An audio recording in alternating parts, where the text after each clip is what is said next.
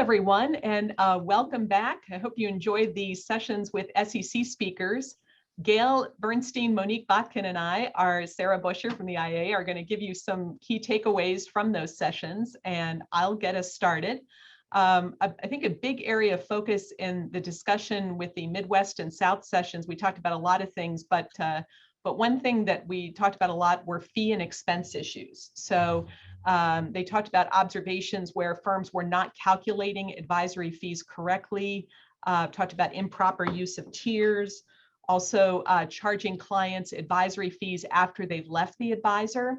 Also talked about some fee and expense issues in the private fund space. So if there are monitoring fees or director fees and those haven't been disclosed, that was an issue. Of course, share class charges and monitoring too, but again, a lot about fees and expenses and the need to closely monitor those, and also calculation of fees, making sure that you're testing that and reviewing those processes to make sure that fees are being calculated correctly.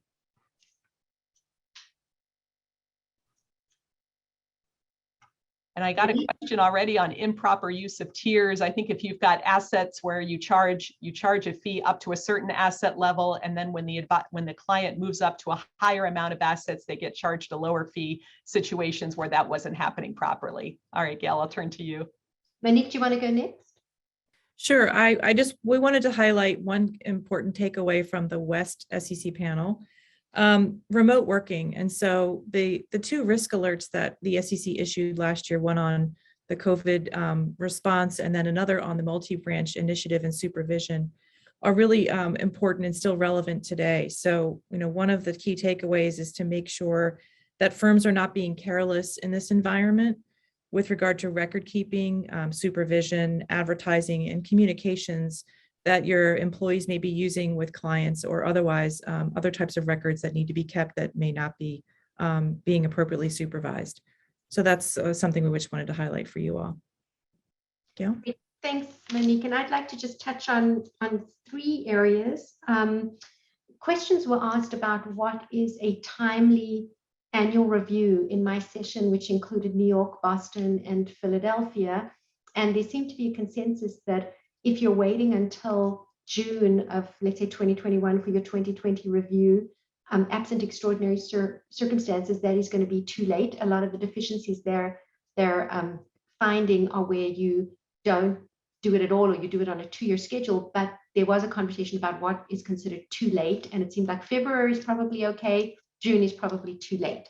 The second one I wanted to touch on is a lot of discussion around fiduciary duty, and here it is clear that exams are focusing on issues beyond disclosure. They're focusing a lot on duty of care.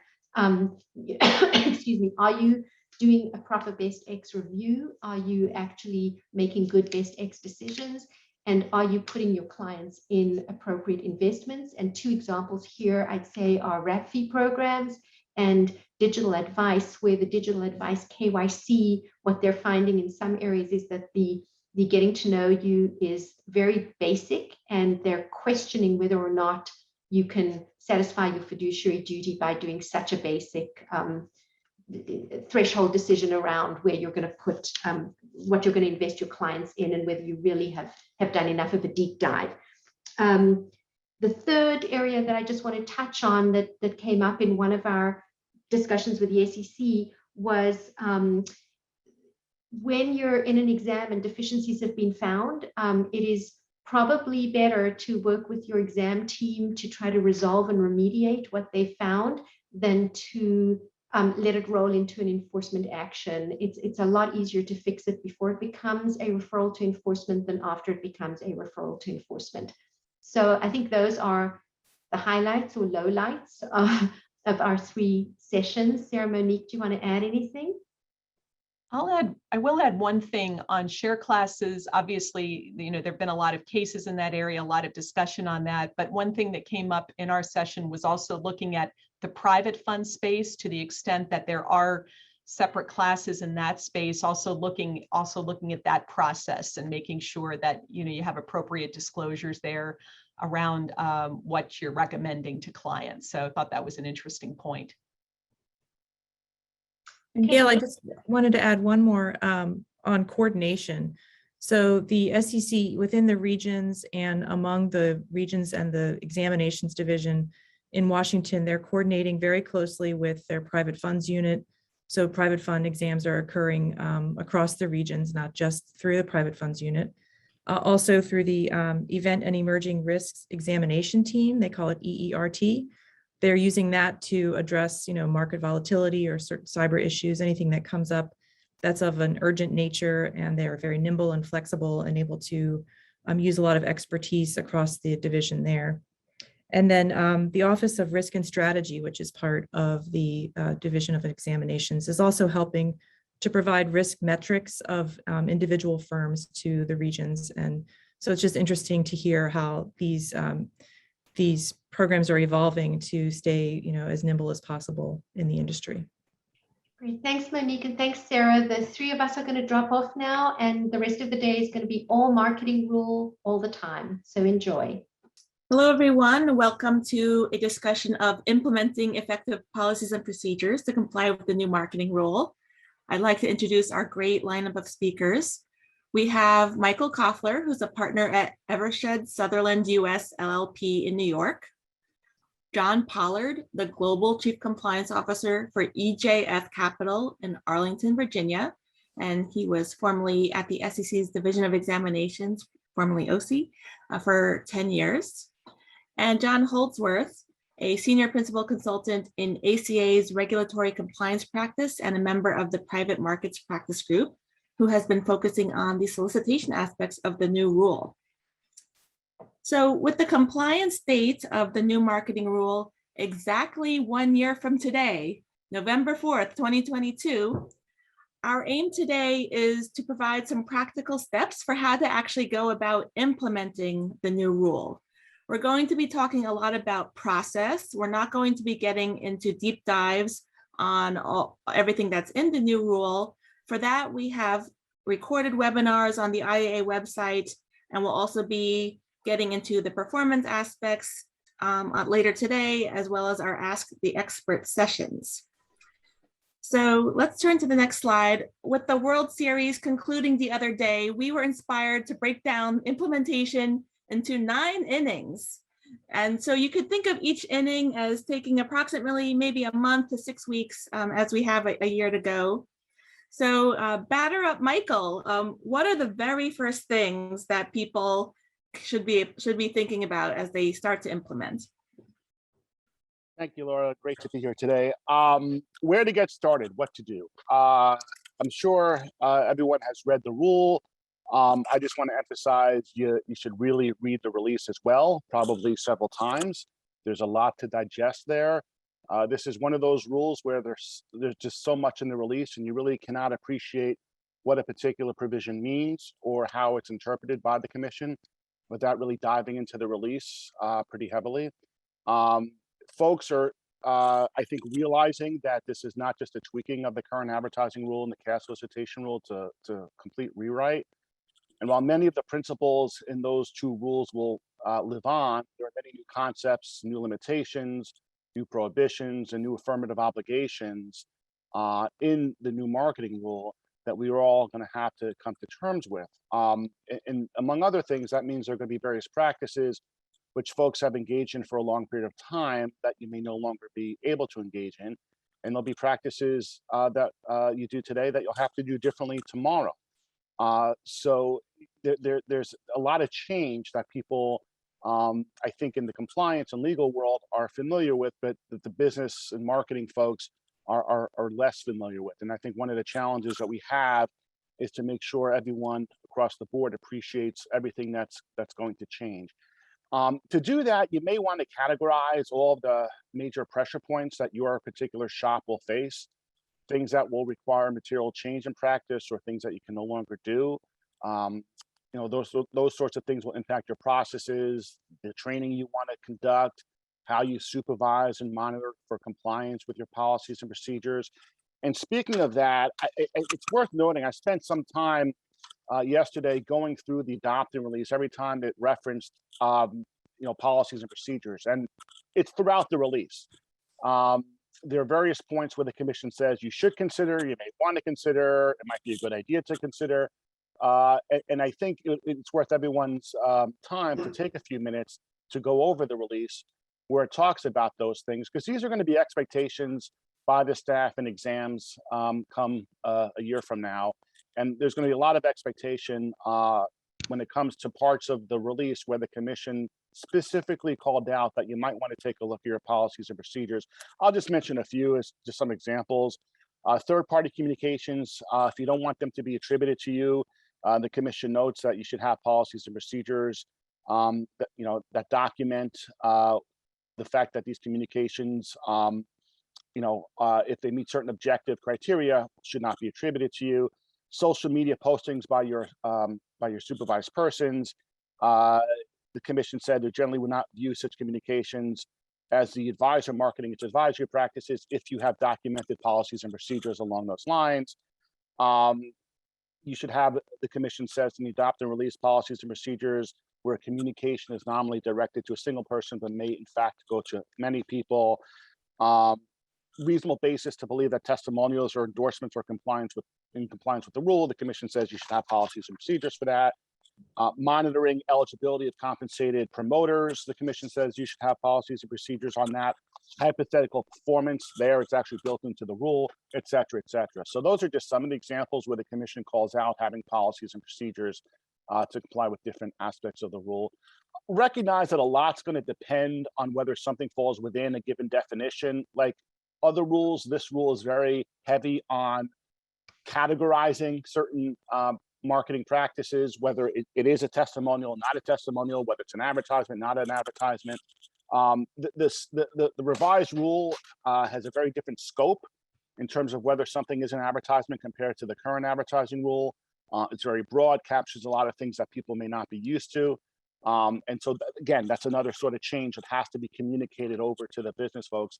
And then finally, just recognize there's a lot of gray in the rule, a lot of judgment calls to be made by compliance and legal folks together with their colleagues. It makes it really, really important to have clear policies and procedures. We'll talk a little later about what fundamental principles to keep in mind in designing your policies and procedures. It also makes it really important to create an environment in which your business colleagues come to you with questions and come to you with ideas of what they plan to do from a marketing perspective, so you know what's coming down the pike. Creating that sort of environment of dialogue in which you know what's going to be happening is going to be very helpful to avoid nasty surprises and avoid having to say no to something after it's already down the path of being utilized. So those are kind of some general principles I would keep in mind when you start. And John Pollard, I know you've been starting to think about this a lot at your firm. Can you fill us in on what you've been doing? Sure, yeah. And Laura, thank you for having me first off. And I'm going to harken back to extend the baseball metaphor to your opening pitch. When we first looked at the advertising rule and taking stock on what it would take to be successful, to have that implementation, we quickly identified that getting buy-in from everyone involved in the marketing process, which in our firm has a healthy representation across most departments, to get their understanding of the obligations and responsibilities and what that takes. One of the facets that we've been working through over the past few cycles is aligning perspectives with individuals that have varying levels of comfort and familiarity, but also involvement in the existing regime and framework, but acclimatizing to them as to what changes may come down the pike. I think, harkening back to what Michael said, for us, it's about the first step is familiarizing yourself with the rule, reading it again and again and again, what topics are addressed, how they're relevant, what communications are relevant for review and retention, what content needs to be revisited. And again, what Michael said, that content's going to pay dividends in the end, because 1 year from now or whenever you flip the switch, as we saw this week, a lot of historical guidance is going to go away. Market practices are going to take some time to build consensus around. So you want to be thoughtful and deliberative and analytical in your approach as to any advertising you put out there once you go live. John Holzwarth, anything to add here? Yeah, so thank you. I echo everything that's been said so far. I think, what also I think is really key for advisors to consider is their relationship with their paid solicitors, right?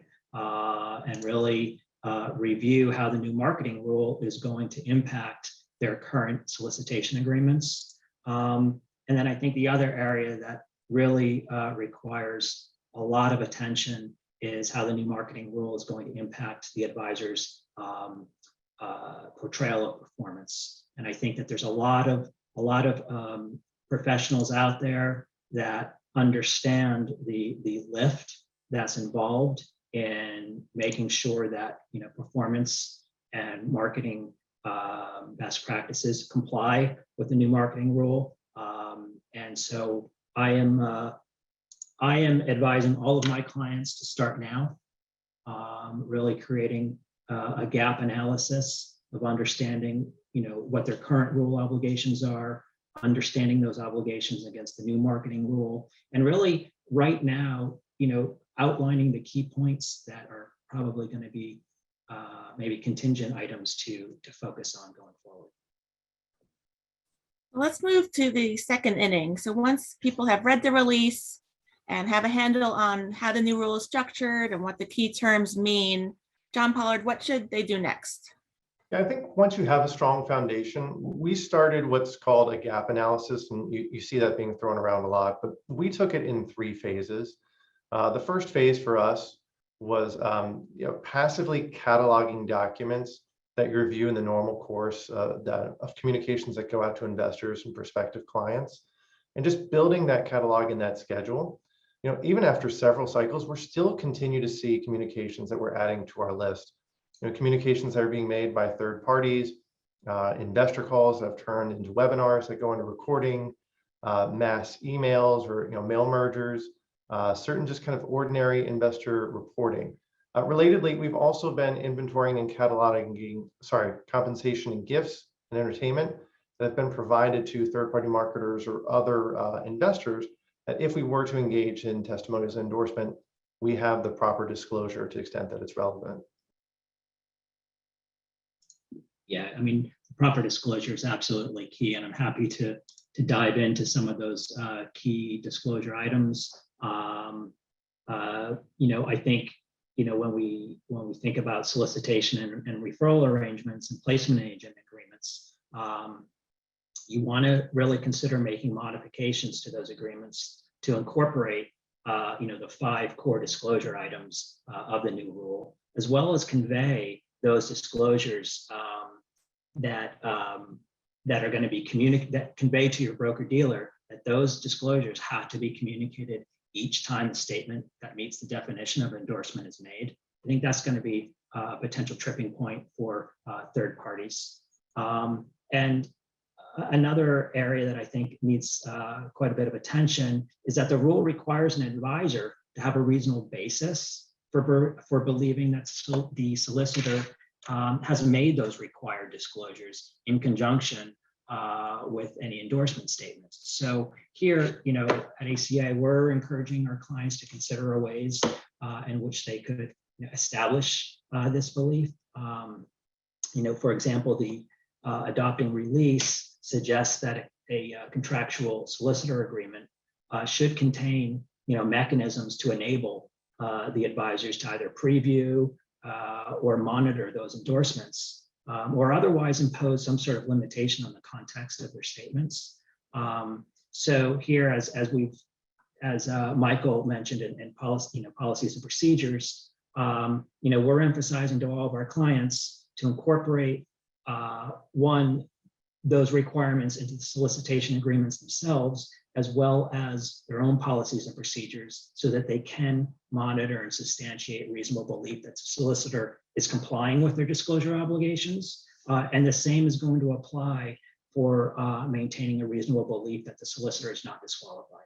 So I think, best practice is going to be some sort of periodic inquiry or, ongoing sampling. Gone are the days of just, a one-off sign at the initial agreement. As we move to the third inning, John Pollard, I think you're doing something really interesting at your firm to socialize the rule with all your employees. Can you tell us about that? Yeah, it may be an unpopular suggestion, but the second phase of our gap analysis was, once we have the catalog of documents, or at least what we think we have, then actively reviewing the content of those documents in a parallel track, looking at under the existing framework, but also what types of adjustments need to occur under the future rule and the modernization of that rule. And that's been so helpful for us in acclimatizing and familiarizing our people, our stakeholders that are in that content production mode as to what changes are coming down the pike. I think this centers primarily around performance returns, as you would guess, risks and disclosures, retention of factual substantiation. Do we have the sources saved down in the appropriate place? For us, it hasn't been as challenging as one may think because there's a lot of overlap in what we already do, but it's really helpful for us as we start to see some adjustments from people outside of compliance already as we've kind of flagged and previewed these issues that come down the road.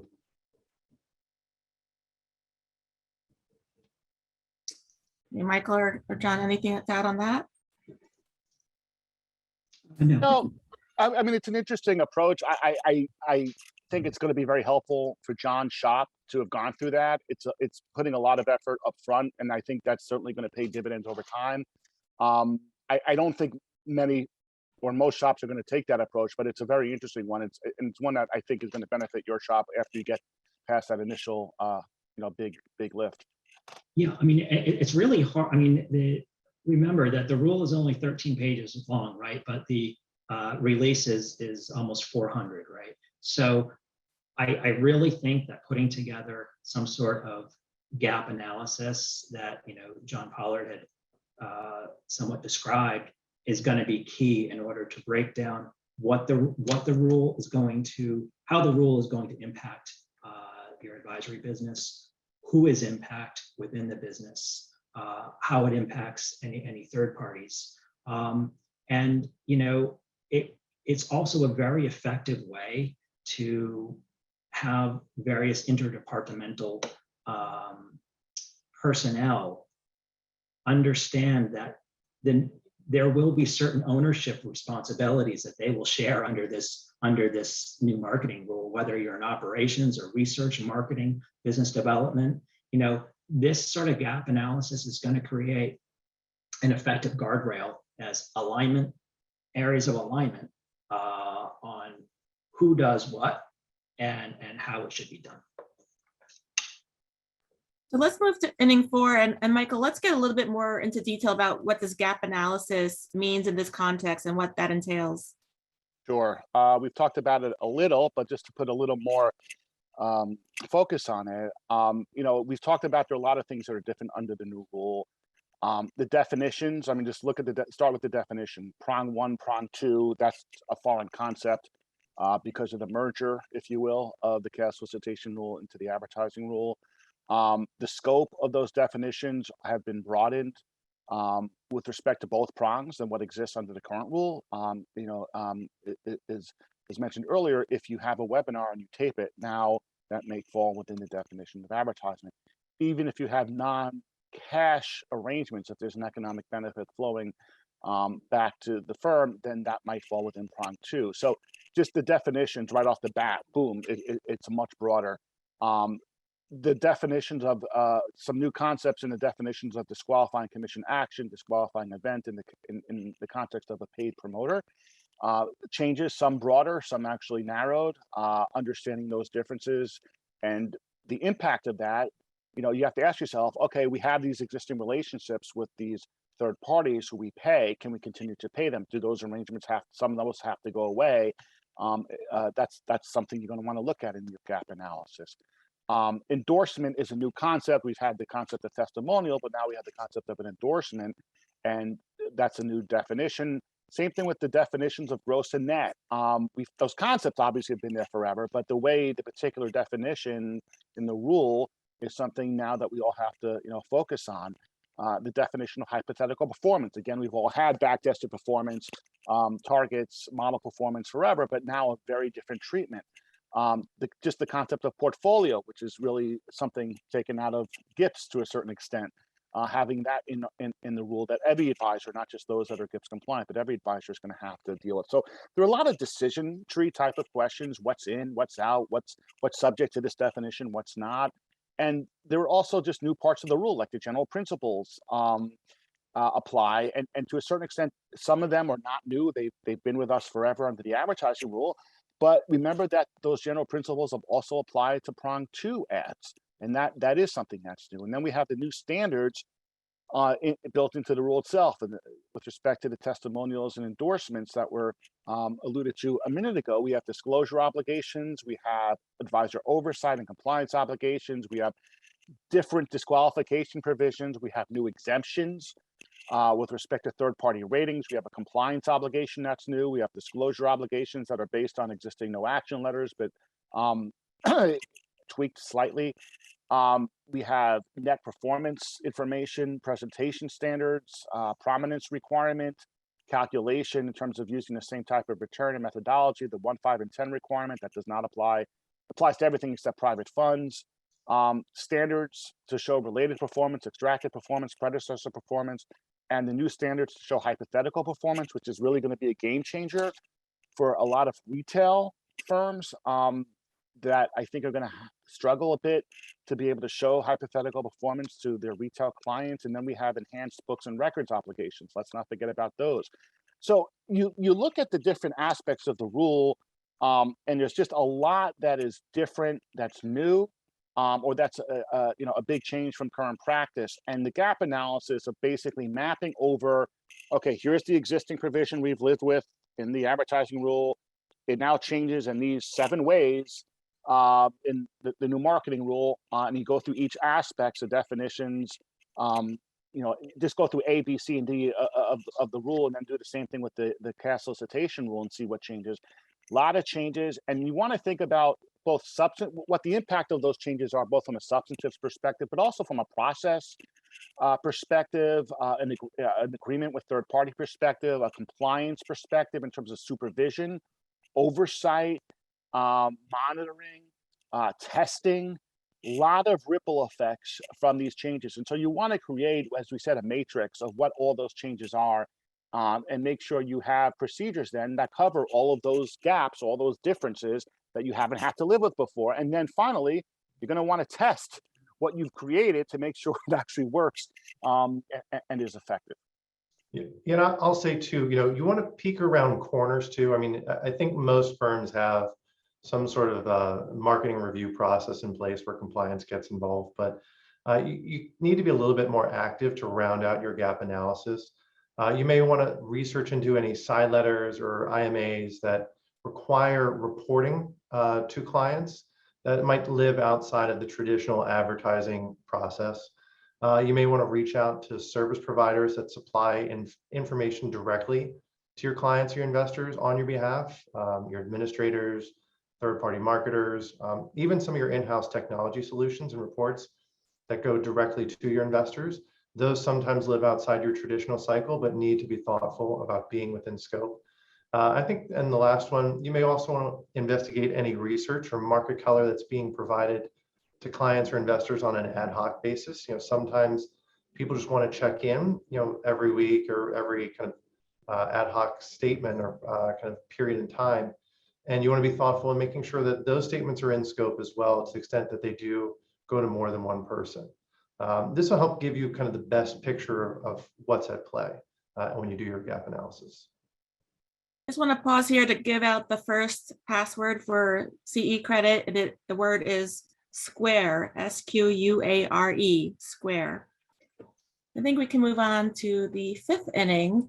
And one yes. item I did want to mention, and one challenge that we haven't really talked about is how are we going to oversee, the uncompensated promoter, right? If there's no contractual arrangement in place, and how are you going to facilitate, the oversight of, someone that doesn't really have a financial incentive to comply with such an oversight? I think that is going to be another, tripping stone when it comes to the social media aspect of unpaid testimonials. Great point. So this rule is such a sea change. It's going to affect a lot more people at your firms than just compliance. So John Pollard, what are some of those other parties that will get involved, and how do you help get them familiarized? Yeah, I think I don't want to make it too idiosyncratic to just our firm, but We started to broaden our circle once we had that kind of comprehensive gap analysis of what we think is, and we broadened that out to 4 groups. The review kind of the rule speaks to 3 groups. I think about it in 4 groups. You have content producers, you have document builders, you have document disseminators, and then those can help with the document retention. And so what do we mean? So content producers to me means those that produce narratives, market color, investment theses, but also produce the performance returns, any risk metrics that might be implicated by the rule. And those discussions are kind of centered on what's now fair and balanced. Obviously, that's everyone is grappling with that right now. Incorporating what is related performance, which accounts are in scope or out of scope, incorporating a 1, 5, and 10-year performance return, what's hypothetical, what's not. So that's those conversations around your content producers turn on those topics. The document builders, those are the people I think that assemble content into a single communication. Again, there may be some overlap here, but it's a little bit disintermediated on our side. Those conversations are dealing with really the real estate of the document, the disclosure real estate of the document, I should say. And those conversations center on equal prominence and what does that mean now? And also they'll help kind of flag advertisements that might be coming down the pike, again, as they have more omniscience into things that might live outside of the traditional advertising realm. The third group is the document disseminators. Now that again might overlap with your document builders, I'd say. But you want to be thoughtful again, because many firms have different distribution channels, different portals, different avenues of providing information, investor communications and documents to those clients. And you want to think about, is that really in scope? Are those documents in scope and the content behind that? Those conversations for us turn on, having a reasonable basis for knowing whether the client is retail or not, or institutional or not. So that's been helpful for us. And lastly, the documentation retention groups. This typically is our IT department that can kind of help facilitate processes to store down any documents that do go outbound, and we can produce those upon examination or upon request when we need to. When you go to sit down, we share with them the impact of the changes and preview the developments that are happening with the rule. We show a plan of action that's relevant for those various groups and those stakeholders, so they know what is coming down the pike for them in the efforts that they can refine it. And we also share some of the benefits that are coming with the new rule, and they can be thoughtful on how to take advantage of some of the things that the modernized rule is affording them. At the end of the day, you're going to have a more refined plan of action that's appropriate for your business. Great. Let's go to the 6th inning, and I'm coming over to you, Michael. The training, I think, is going to be extremely important because it is a massive rule release and a lot of things to learn. So how do you suggest firms go about planning their training? Sure, and the commission agrees with you, Laura, because the commission said in the adopted release, quote, advisors should also consider, meaning they should, the extent to which reasonably designed policies and procedures should involve training on the requirements and prohibitions of the advertising rule for any employees involved in the creation, review, or dissemination of advisor advertisements, which actually ties very nicely to what John Pollard just said in the 4 categories that he just went through. So the commission is signaling, yes, you should have training. How to do that? I think break up the rule into digestible sessions, and that could be along the lines of the 4 groups of people that John just went through, or if you're in your shop, it's 3 groups or 5 groups or 6 groups or whatever it is. That's one approach to take. I think having material that's focused to the particular people that you're meeting with is always a good idea, both in terms of keeping interest, but also just having people focus on what impacts them.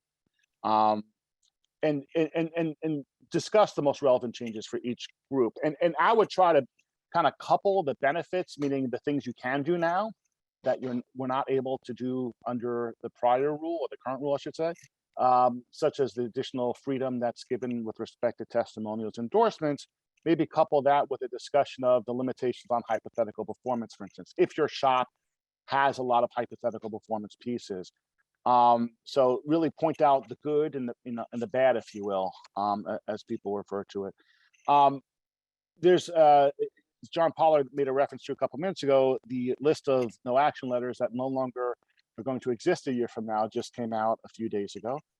So you want to be very familiar with what's going away. And in the training, again, I would focus on what's new, both from a substantive perspective, what's changing, and the limitations that people are going to be subject to. Again, process and substance. And one thing I think would be very helpful for folks is to really make an effort up front to explain the why.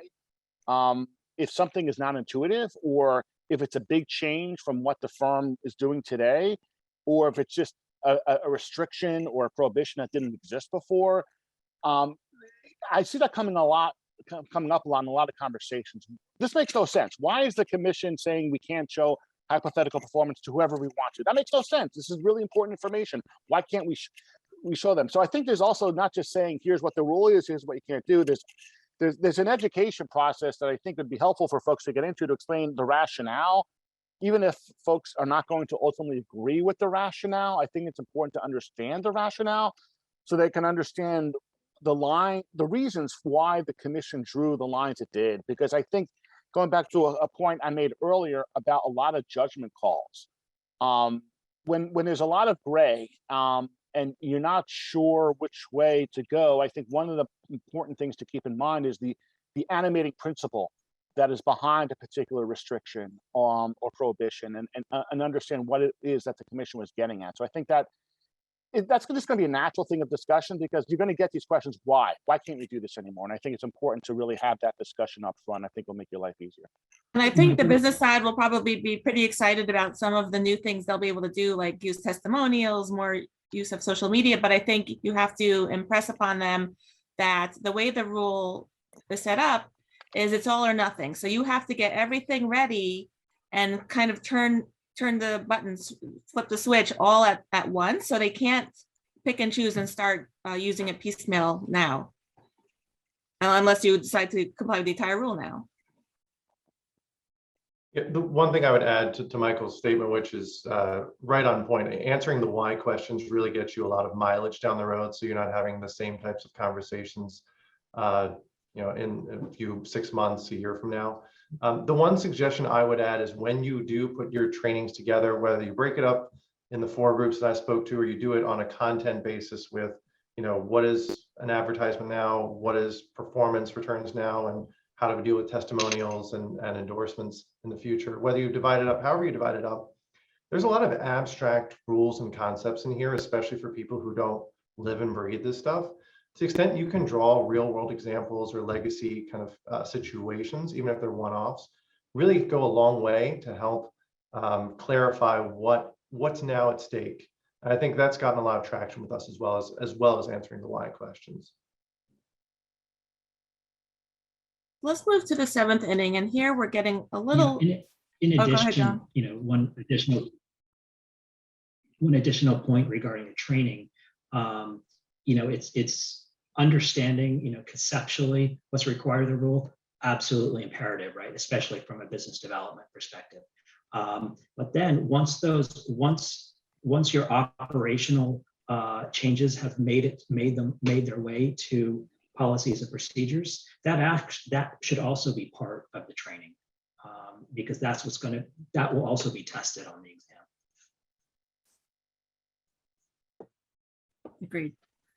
Okay, so in the 7th inning, we're starting to get a little bit deeper into actually how you will execute the rollout. And I think we're coming over to you, Michael. So the 7th inning here. Sorry. All right, I think John Pollard will come to you first. All right. So for our firm, we started to execute our transition, and we think the easiest angle of attack is to update your policies and procedures, which, as Michael spoke to, it's called out in a few areas, but don't necessarily create a paradox with the existing regime. So those can be prepared and held in escrow if you want to. There's a few areas that are kind of indicative of your efforts to comply with the advertising rule. When we're talking about adoption and entanglement, social media, material misstatements of fact, training, like we spoke about before. getting those ready and building those in a silo, I think are a good kind of foothold to start that process. Again, there are two areas that are necessary to be built. I think those should be put a lot of thought behind those as well, like we said, and that's centered on the testimonial and endorsements and the use of hypothetical performance. But I think it's an easy way to kind of approach this is putting pen to paper and finding out what's appropriate for your business as you update your policies and procedures. Yeah, on the second bullet, developing documents and materials around the marketing review. This in part goes back to the training point that we talked about a few minutes ago. The idea here is to make it easy for your colleagues to follow your procedures. So to the extent you can show them as opposed to just tell them in the form of a flow chart, a decision tree, it might make it easier for them to grasp the steps involved and the process to get something approved that's compliant. And in addition to things like flowcharts or decision trees, you might think about a do's and don'ts list, an FAQ, checklist that they can use to make their jobs easier. These kind of tools often are very helpful for folks, both in terms of understanding what they have to do, but how to do it. You might have links to resources that are available on your firm, on the website. You might want to have a map or a governance structure so people know the process and the roles that different folks in the different areas of the firm play. And it's just the experience that we all have that if you can show and demonstrate something visually or through some form other than just the written word, it can be helpful for people to digest. I would say that, having that sort of templates and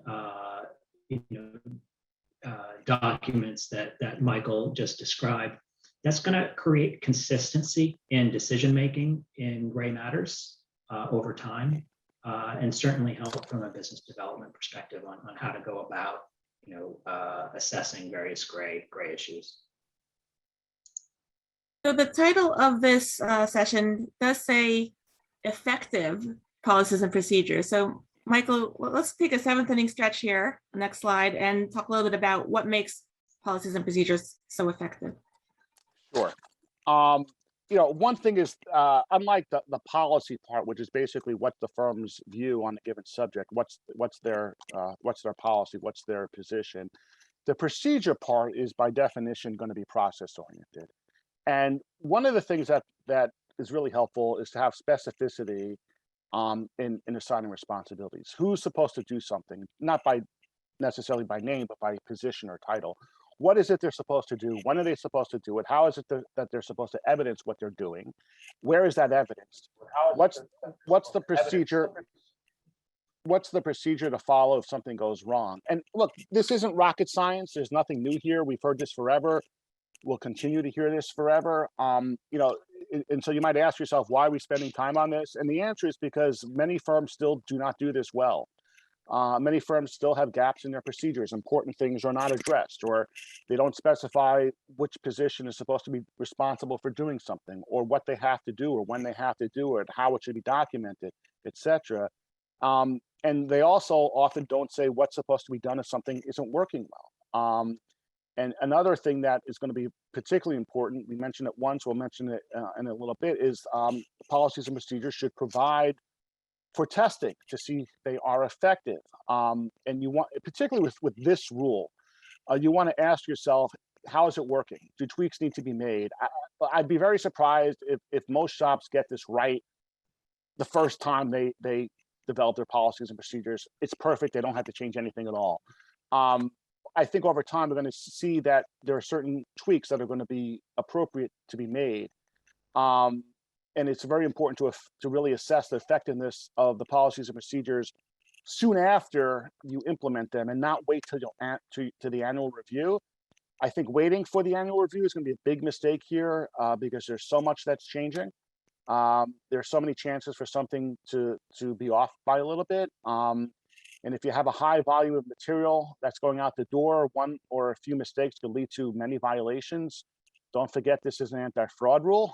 So violations are going to be taken seriously by the staff. And we know that come a year from now, marketing activity is going to be at the top of the staff's examination priority. So I really would recommend that you don't just put this all down and then start operating, I think you should also very soon after really take a holistic review of how things are operating. And in that respect, remember that policies and procedures are supposed to be evergreen documents that reflect how things work in reality. So you want to ask yourself, among other things, do the written words actually match what you're doing? In addition to asking whether they are effective. It's going to be very important to do this right after you implement, after you flip the switch, because there's just so many moving parts. I'm going to give out the second code word for continuing education credit. The word is for spelled out. So FOUR, for. Let's move to the 8th inning. There's a lot of other parties that will be involved that you'll have to work with. John Holzwarth, can you talk to us about some of those? Yeah. So, during this transition time, it's going to be important to start making modifications to existing cash solicitation agreements and programs. And that's going to take educational effort in terms of making sure that your broker dealers understand their requirements, your requirements, right? Both from a contractual as well as a procedural perspective, right? It's going to be important to communicate these disclosure obligations as well as monitoring procedures and have these contracts ready for switching on and in time and understood by all parties. I really have a feeling that broker dealers are going to push back on some of these obligations simply because they don't understand some of these overarching concepts. I think it's going to be really important that advisors do not overlook the best practices when it comes to modeling performance and really taking ownership and understanding that targeted returns are going to fall under the hypothetical fall under the hypothetical umbrella, which is a game changer for most advisors.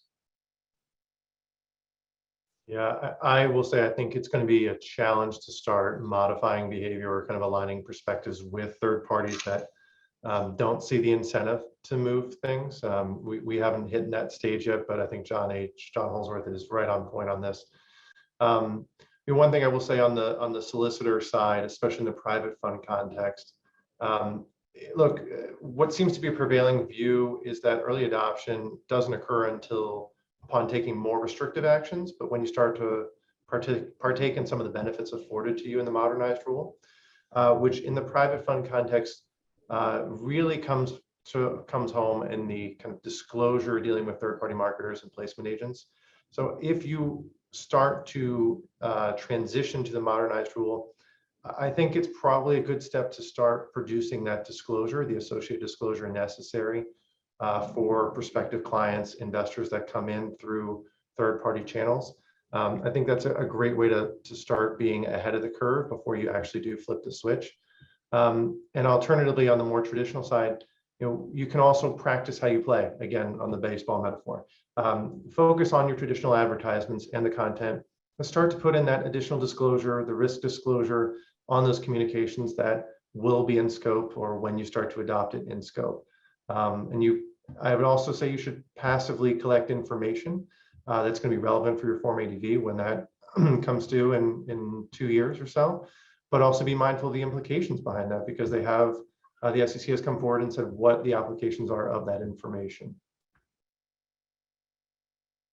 I think we've made it to the 9th inning. So what are some of the final steps to take before you flip the switch? John Pollard? Yeah, I think this goes back to kind of reaching out to the broader group. So you have your refined plan of action. For us, it's going to be a firm-wide communication saying, we are adopting the new rule if we do it ahead of time or when November 5th rolls around, 2022. And checking in with each of the stakeholders, making sure they're aware of their obligations, what things need to change going forward, that the technology is in place that it can automatically generate retention for us and make things easier. Again, there's going to be testing involved. There's going to be, there's going to be a lot of kind of complications that are going to go occur when you go live, but you have to kind of get ahead of that and just anticipate that. Michael, any closing thoughts? Yeah, I mean, to pick up on what John just left off, not everything is going to go perfectly. And you need to expect that. You could have a third party that's not cooperating, as John Holzwarth was talking about. You can forget, maybe you had a gap, you didn't cover some type of communication that is not normally used. Someone has a type of communication, you just don't have a policy procedure for it, whatever it may be. Expect that things are not going to go well, which is why the testing element is going to be so important, because to the extent there is a gap or something's been overlooked, you obviously want to catch that as soon as possible. And again, with all the moving parts, one of the best ways to do that is to test. We see checklists being very helpful to that in terms of making sure every type of communication use is covered by a policy procedure, every type of third-party arrangement is covered by a policy and procedure, et cetera. I think that's where, again, the gap analysis, and then again, mapping that over to a process is going to be very helpful to make sure you don't miss anything. And if you do, the testing should be used to catch it as soon as possible. I think one incentive that I also share with all of my clients is that to really get these policies and procedures and testing underway is that testimonials and endorsements are going to be picked up on the ADV under the new item 5L, which is going to ask a series of yes and no questions about the advisor's marketing activities, and that's going to include questions about performance, past specific advice, testimonials, endorsements, third-party ratings, hypothetical performance. So it's going to cover all of these items, and that's where the rubber hits the road here. You have to answer these questions accurately and have the policies and procedures and walk your talk when it comes to marketing activities. Well, thank you all. We've come to the end of our time. I think the important thing is to start, right, if you haven't already, and hopefully some of these steps will help you be inspired as to how to actually go about tackling this big challenge of getting ready for this rule 1 year from today. So thank you very much to the speakers for some really excellent and practical suggestions. And we will now take a 15-minute break, returning at 2:15 Eastern Time for our next session on presentation of performance under the new marketing rule. Thank you so much.